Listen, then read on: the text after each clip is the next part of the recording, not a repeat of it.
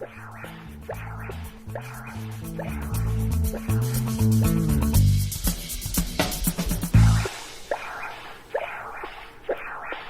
here is the summary of tricuspid valve disease. The most common pathology of the tricuspid valve that you will find is tricuspid regurgitation.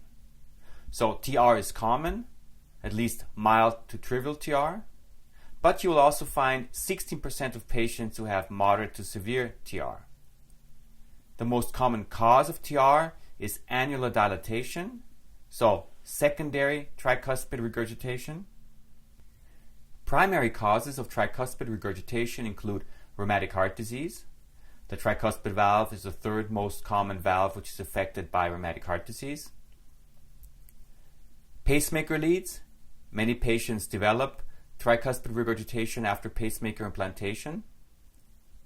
Endocarditis, especially in drug addicts and immune-suppressed patients. Trauma. The tricuspid valve is the valve which is most frequently affected by blunt chest trauma.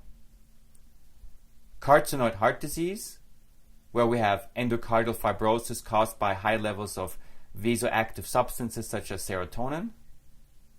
And congenital malformations of the tricuspid valve, mainly dysplasia and morbus Epstein.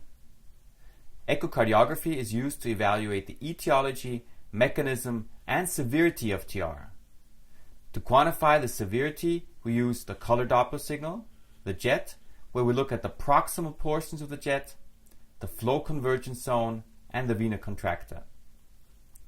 In addition, we use indirect signs of tricuspid regurgitation, such as indications for right ventricular volume overload, retrograde flow into the hepatic veins, and a dilated right atrium and vena cava inferior. Tricuspid regurgitation is a progressive disease with a poor prognosis, especially in the setting of pulmonary hypertension and a reduction in right ventricular function. Thus, we have to be fairly liberal with the indication to surgery if tricuspid regurgitation is present and if cardiac surgery for other reasons is performed. If at least moderate tricuspid regurgitation is present, annuloplasty, in other words repair of the tricuspid valve, should be performed. Now let's turn to tricuspid stenosis. Tricuspid stenosis is usually associated with rheumatic heart disease, and the quantification is very similar to mitral stenosis. We use the maximal and the mean gradients and the pressure half-time method.